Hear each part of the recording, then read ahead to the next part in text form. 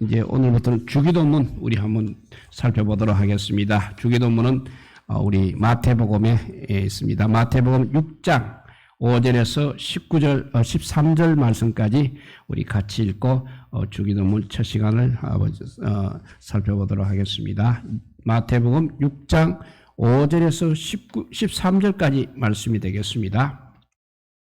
마태복음 신약성경 복음서 제일 첫 권이죠. 마태복음 6장 5절에서 13절 우리 같이 읽도록 하겠습니다. 예, 다 찾았으면 같이 읽습니다. 또 너희는 기도할 때 외식하는 자와 같이 하지 말라. 그들은 사람에게 보이려고 회당과 큰 거리 어귀에 서서 기도하기를 좋아하느니라. 내가 진실로 너희에게 이르노니 그들은 자기 상을 이미 받았느니라. 너는 기도할 때 내 골방에 들어가 문을 닫고 은밀한 중에 계신 내 아버지께 기도하라. 은밀한 중에 보시는 내 아버지께서 갚으시리라. 또 기도할 때 이방인과 같이 중언부언하지 말라. 그들은 말을 많이 하여야 들으실 줄 생각하노라. 그러므로 그들을 본받지 말라. 구하기 전에 너희에게 있어야 할 것을 하나님 너희 아버지께서 아시느니라. 그러므로 너희는 이렇게 기도하라. 하늘에 계신 우리 아버지여, 이름이 거룩히 여김을 받으시오며 나라가 임하시오며 뜻이 하늘에서 이루어진 것 같이 땅에서도 이루어지이다. 오늘 우리에게 일용할 양식을 주시옵고 우리가 우리에게 죄 지은 자를 사하여 준 것 같이 우리 죄를 사하여 주시옵고 우리를 시험에 들게 하지 마시옵고 다만 악에서 구하시옵소서. 나라와 권세와 영광이 아버지께 영원히 있사옵나이다. 아멘. 예, 우리 기독교 하면 제일 먼저 떠오르는 것이 기도하는 종교라는 생각을 하게 됩니다. 특히 한국교회는 유달리 세계적으로 기도 많이 하기로 소문이 나 있는 교회입니다. 그래서 외국의 성도들이 한국에 올 때 한국교회의 새벽 기도를 비롯해서 철학 기도회 또 기도회 등에 남다른 관심을 많이 표하기도 합니다. 이 기도 열기 때문에 한국교회가 살아있는 교회요, 부흥하는 교회요, 뜨거운 교회로 알려져 있습니다. 그러나 빛 좋은 개살구처럼 소문만 요란하지 실상은 부끄러운 교회의 모습이기도 합니다. 왜냐하면 기도에 대해서 잘못 배운 것이 너무나 많기 때문에 그렇다고 합니다. 우리가 하나님 나라 백성으로서 하나님과의 올바른 관계를 맺고 하나님께 공급받아 더 풍성한 삶을 살기 위해 꼭 필요한 것이 있다면 기도인 것입니다. 그러므로 기도는 그야말로 말 그대로 생명줄과 같은 것입니다. 시편 145편 18절과 19절을 보면 여호와께서는 간구하는 모든 자에게 가까이 하시는도다. 저의 부르짖음을 들어서 구원하시리로다고 했습니다. 우리는 육체를 입고 땅에서 사는 아주 미천한 존재입니다.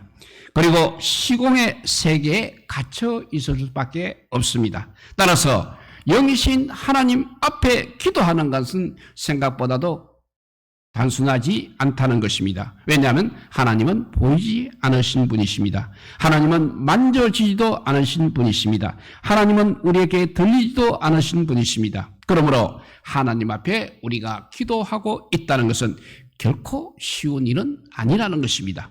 어떤 면에서는 기도가 이렇게 어렵다가 보니까 우리가 잘못된 기도를 하는 일들이 많이 발생하고 있습니다. 오늘 본문에도 잘못된 기도 두 가지가 나오고 있습니다. 외식하는 자 같이 하지 말라. 중언부언하지 말라는 것이 바로 잘못된 기도의 대표적인 것이라 할 수 있겠습니다. 이제 먼저 서기관과 바리새인들의 외식하는 기도부터 한번 살펴보도록 하겠습니다. 오늘 본문에서 우리 예수님께서는 바리새인과 서기관들의 기도를 외식하는 기도라고 책망하고 있습니다. 그들은 사람에게 보이기 위해 기도하기를 좋아했던 것입니다. 일부러 그들은 사람이 많이 모인 것을 찾아갔습니다. 그리고는 아마도 두 손을 높이 들고서 꼿꼿하게 서서 많은 사람들에게 보이기 위해서 장황하게 또 오랫동안 큰 소리로 기도했을 것입니다.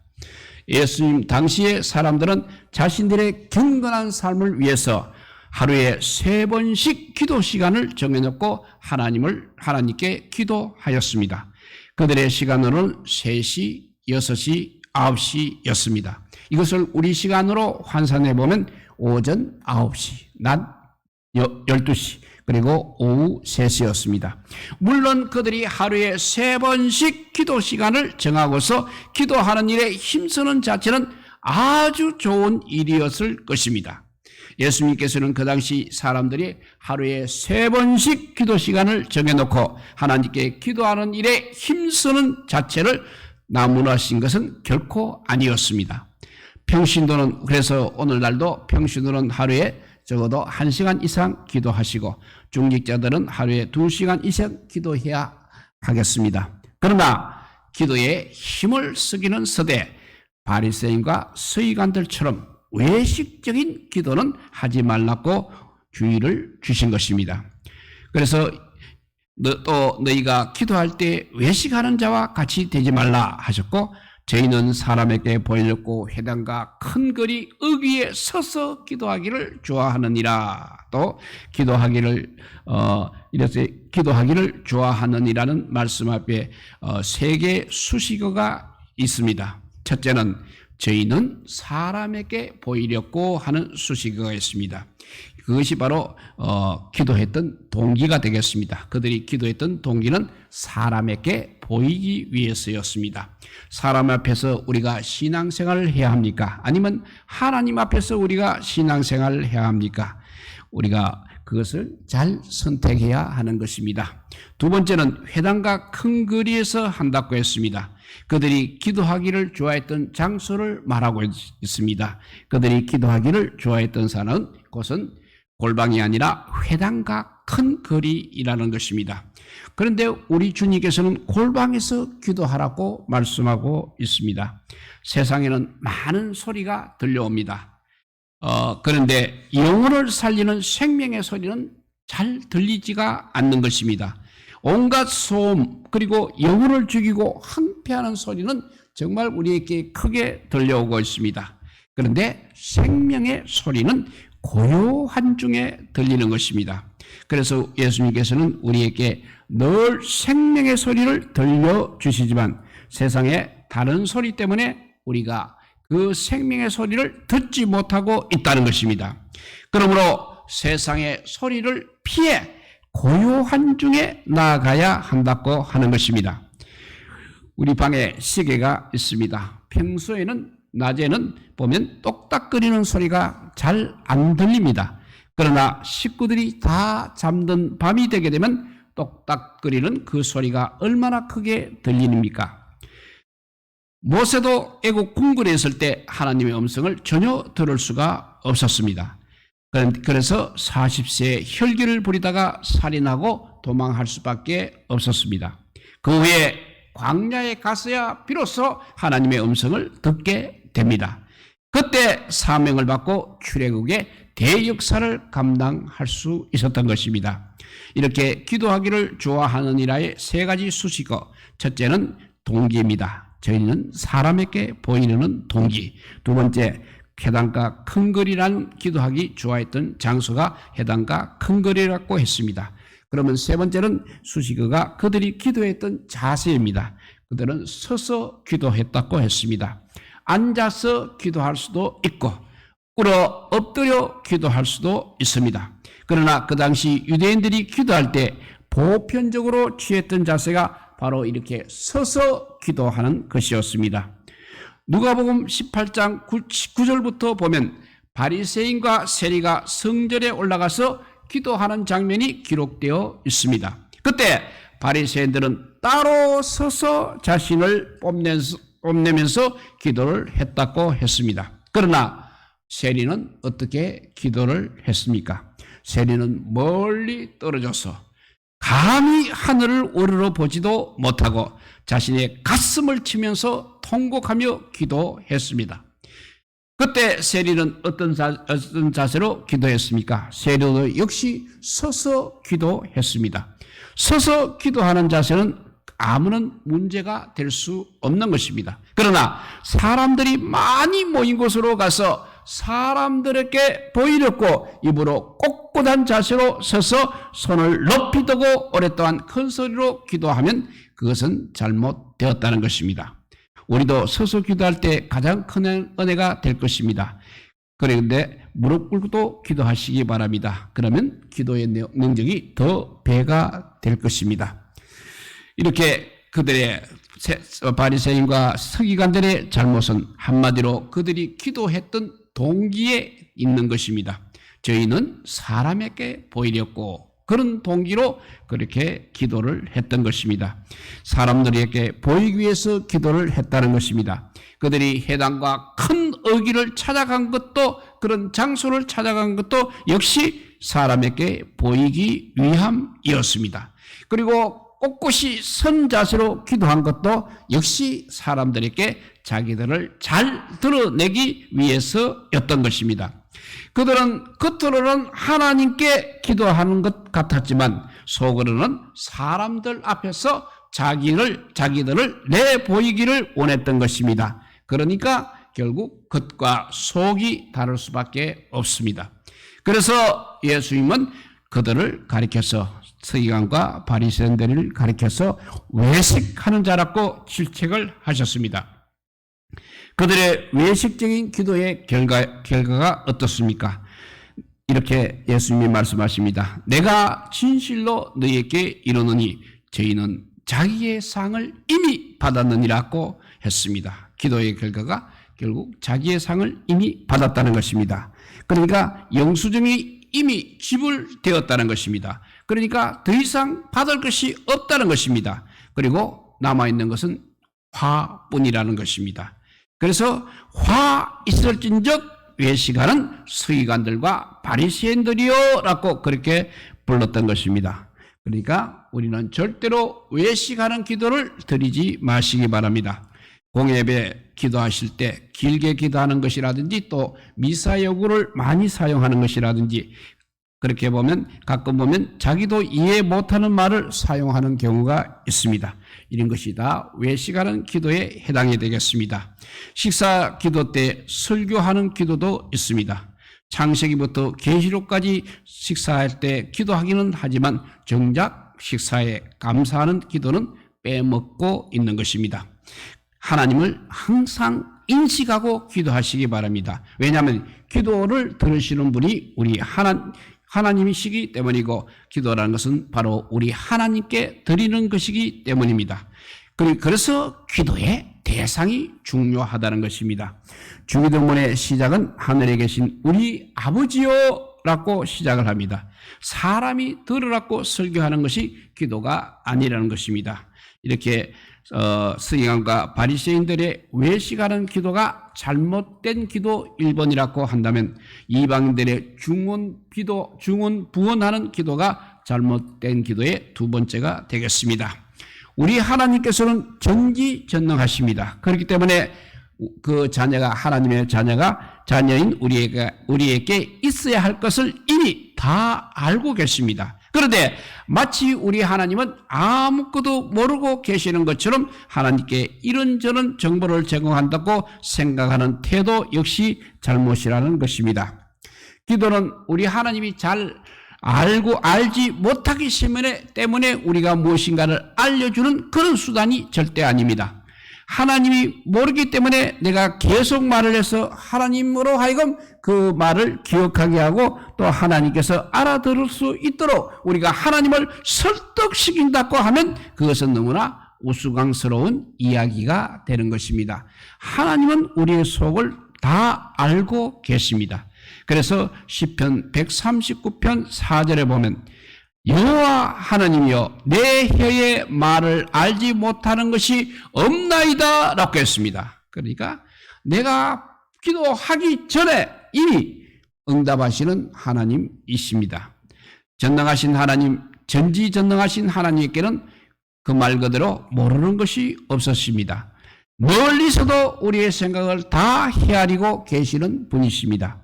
태초부터 마지막까지 알파와 오메가가 되신 하나님께서는 이 세상에 모르는 것이 없으십니다. 하나님께서는 내 마음에 무슨 슬픔이 있는지도 알고 계십니다. 내 안에 있는 상처가 무엇인지도 알고 계십니다. 내가 그분에게 지금 말하고 싶어하는 것이 무엇인지도 다 알고 계십니다. 그리고 나에게 필요한 것을 내가 굳이 말하지 않아도 하나님은 다 알고 계십니다. 그래서 오늘 7절 말씀에 보면 또 기도할 때 이방인과 같이 중언부언하지 말라. 너희는 말을 많이 하여야 들으실 줄 생각하느니라 했습니다. 어린아이가 말을 배울 때 뜻도 모르면서 그 소리대로 따라하는 것처럼 중언부언은 같은 말을 의미 없이 되풀이하는 것입니다. 똑같은 기도를 반복하더라도 정말 진실한 마음으로 간절하게 하나님 앞에 기도한다면 문제가 되지 않는 것입니다. 예수님도 겟세마네 동산에서 기도하실 때 십자가를 앞에 놓으시고 똑같은 내용을 3번 반복해서 기도하셨습니다. 그 기도 내용이 바로 내 아버지요, 만일 하실만 하거든 이 잔을 내게서 지나가게 하옵소서. 그러나 나의 원대로 마옵시고 아버지의 원대로 하옵소서. 이렇게 3번 반복해서 기도하셨습니다. 그때 예수님은 얼마나 간절하게 기도하셨던지 흘러 내리는 땀이 땅에 떨어지는 핏방울같이 되었다고 했습니다. 사도 바울도 자신의 육체를 괴롭히는 가시를 제거해달라고 3번이나 반복해서 기도를 했습니다. 이와 같이 똑같은 기도를 반복하더라도 우리의 마음을 오로지 하나님을 향해서 전심으로 구하게 된다면 아무런 문제가 되지 않을 것입니다. 그런데 문제는 입술 따로 마음 따로가 문제라는 것입니다. 그러니까 중언부언은 결과적으로 이방인들의 특징이라 할 수 있겠습니다. 열왕기상 18장에 보게 되면 엘리야가 이제 갈멜산에서 바알의 선지자들과 대결하는 장면이 기록이 되어 있습니다. 그때 바알의 선지자들은 아침부터 저녁까지 온종일 똑같은 말만 반복했습니다. 그 말이 바알이여 우리에게 응답하옵소서, 바알이여 우리에게 응답하옵소서라는 똑같은 말만 그 바알 선지자들은 아침부터 저녁까지 온종일 똑같은 기도만 반복했습니다. 그리고 사도행전 19장에도 보면 에베소 사람들이 사도 바울을 반대하기 위해 연극장에 모였습니다. 그들은 똑같은 말을 2시간이나 계속해서 외쳤다고 했습니다. 그 말도 들어보면 크도다 에베소 사람의 아데미요, 크도다 에베소 사람의 아데미요 하고 2시간이나 반복해서 외쳤다고 합니다. 왜 이방인들은 기도할 때 이와 같이 중언부언을 하고 있습니까? 계속해서 똑같은 말을 되풀이하는 목적이 무엇이겠습니까? 7절 우리 오늘 하반절을 보니까 저희는 말을 많이 하여야 들으실 줄 생각하느니라고 했습니다. 이방인들은 기도할 때 자기들이 말이 많으면 많을수록, 기도가 길면 길수록 기도에 더 큰 효과가 있다고 그렇게 믿었던 것입니다. 예수님 당시의 서기관들과 바리새인들도 기도할 때 이방인들의 잘못된 영향을 받아서 그들마저도 중언부언하는 기도를 드렸다는 것입니다. 우리가 주기도문이나 사도신경을 암송하듯이 예수님 당시에 서기관들과 바리새인들이 암송했던 2개의 기도문이 있었습니다. 첫째는 쉐마라는 기도문입니다. 이 쉐마는 우리가 잘 아는 신명기 6장 4절에서 9절, 그리고 11장 13절에서 21절, 민수기 15장 37절에서 41절의 말씀을 발췌해서 만들었습니다. 그리고는 이 기도문을 아침 저녁으로 하루에 2번씩 그들은 암송했습니다. 이렇게 서기관과 바리새인들이 암송했던 2개의 기도문 중에 하나가 쉐마라는 기도문입니다. 두 번째는 쉐몬의 에스레라는 기도문이 있었습니다. 이는 히브리어로 18이라는 숫자를 뜻하고 있습니다. 그들은 자기들의 삶 속에서 일어날 수 있는 여러 가지 경우들을 이렇게 18가지로 압축했습니다. 그리고는 그 경우에 적합한 기도문을 만들었습니다. 그들은 하루에 3번씩 기도 시간마다 그 정확한 18가지 기도문을 암송했던 것입니다. 물론 그들이 이러한 기도문을 진실한 마음으로 암송했다면 무슨 문제가 되겠습니까? 그저 그들은 기계적으로 그리고 형식적으로 암송했을 뿐인 것입니다. 그러니 그들의 기도가 아무리 길다고 한들 이방인들의 중원 부흥과 무엇이 다르겠느냐는 것입니다. 주기도문도 우리가 이렇게 할 수 있다는 것입니다. 그러면 이제 마지막으로 우리의 바른 기도의 결과를 한번 살펴보도록 하겠습니다. 예수님의 제자인 우리가 드리는 바른 기도입니다. 이방인들이 드리는 중원 부원 기도, 서기관과 바리새인 드리는 무슨 기도? 외식하는 기도가 아닌 예수님의 제자인 우리가 드리는 바른 기도문은 6절에 나와 있습니다. 너는 기도할 때 내 골방에 들어가 문을 닫고 은밀한 중에 계신 너의 아버지께 기도하라. 은밀한 중에 보시는 너의 아버지께서 갚으시리라 했습니다. 이것이 바른 기도인 것입니다. 서기관과 바리새인들처럼 사람들에게 보이기 위해서 드러나는 기도, 외식적인 기도를 하게 되면 우리 하나님께서 찾아오지 않으십니다. 하나님은 그때 등을 돌려 버리실 것입니다. 하나님은 그때 길을 막으시고 응답하지 아니하시는 것입니다. 그러나 우리가 오직 하나님만 바라보면서 하나님께 은밀한 기도를 드릴 때 하나님은 언제나 우리 곁에 찾아오시는 것입니다. 우리의 기도에 우리의 간구에 귀를 기울여 주십니다. 그리고 가장 좋은 것으로 응답해 주십니다. 여러분, 우리에게 골방이 있고 자기에게 골방이 있고 그 골방을 자주 드나드는 사람들을 가만히 주목해 보시면 필히 다른 데가 있을 것입니다. 삶은 힘들 것 같고 그에게 지어진 십자가는 몹시 무거운 것 같지만 그 얼굴에는 항상 골방에서 기도하는 분들은 기쁨이 있고 여유가 있고 평안이 있습니다. 그런 사람들을 쫓아가서 가만히 살펴보게 되면 그에게 골방이 있다는 것을 우리가 알 수 있습니다. 전능하신 하나님, 자비로우신 하나님, 우리를 잠잠히 보시며 사랑하시는 그 하나님, 그분을 만나는 재미가 있는 것입니다. 그래서 다른 사람은 웃지 못하는 환경에도 그 사람은 웃고 기뻐할 수 있다는 것입니다. 어느 목사님이 비행기를 타고 가다가 자기가 겪은 이야기 한 토막을 써놓은 것을 보았습니다. 그때 비행 중에 기상이 좋지 않아서 비행기가 계속 흔들리고 사람들은 긴장하고 있었습니다. 벨트를 매라는 신호가 계속 방송합니다. 그런데 뒤에서 자꾸 웃는 소리가 들리고 있습니다. 그래서 돌아보았더니 어떤 사람이 귀에 레시버를 끼고 있었다고 합니다. 아마 코미디 프로그램을 듣고 있는 것 같았습니다. 그 코미디를 들으니까 재미가 있지 않고 웃지 않을 수 없습니다. 그래서 다른 사람은 아무도 안 웃고 있는데 자기 혼자만 그렇게 웃고 있는 것입니다. 모든 사람들이 이제 정말 불안해서 긴장하고 있는데도 자기는 그냥 즐거운 것입니다. 그것을 보고 목사님이 깨달았다고 합니다. 저 사람하고 나하고 다른 점이 무엇인가? 저 사람은 듣는 것이 있고 나는 듣지를 못하구나. 그것이 틀리구나 했습니다. 그러니까 귀를 막고 엉뚱한 것을 듣고 있으면 세상에 다른 엉뚱한 일들을 할 수밖에 없다는 이해가 되겠습니다. 늘 우리는 주님의 음성이 들려오는 기도를 하시는 기도를 하셔서 하나님을 기쁘시게 하는 성도들이 다 되시기를 우리 주님의 이름으로 축복드립니다. 기도하겠습니다. 사랑의 하나님 감사합니다. 세상에 온갖 끝 소리들이 들려오고 있습니다.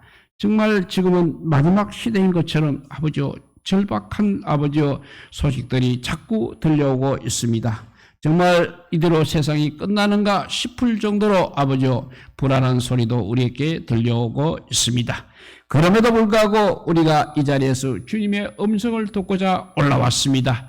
이제 이방인들처럼 아버지요, 중언부언하는 소리가 아니고 또 아버지와 서기관과 바리새인들처럼 의식적인 위선적인 기도가 아니고 주여 우리 외식하는 기도가 아니고 우리는 정말 하나님의 음성을 들을 수 있는 죄들 되게 하여 주시옵소서.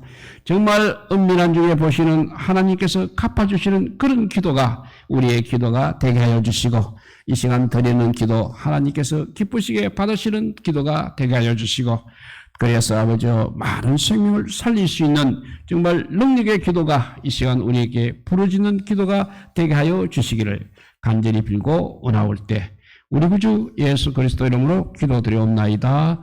아멘.